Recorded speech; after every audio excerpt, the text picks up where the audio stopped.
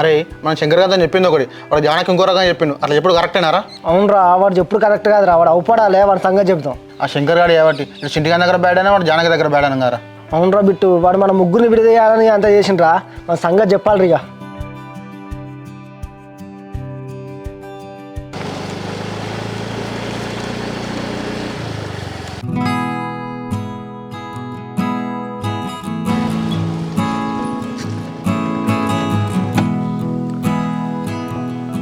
జానకి మళ్ళీ ఏమైంది కలుద్దామని చెప్పేసి అన్నావు?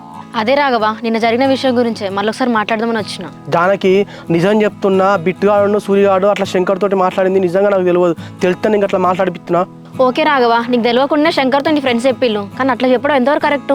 అది కరెక్ట్ కాదు జానకి. అందుకే నువ్వు వెళ్ళిన తర్వాత నేను నా ఫ్రెండ్స్ని అడిగినా, అరే నేను ఇంత దూరం వస్తుంది అనుకోలేరా, నేను ఏదో జోక్గా శంకర్ గారితో అన్న కానీ వాడికి ఇంత సినిమా చేస్తానని చెప్పేసి అనుకోలే అని చెప్పేసి వాళ్ళు కూడా చాలా బాధపడ్డారు. సరే రాఘవ.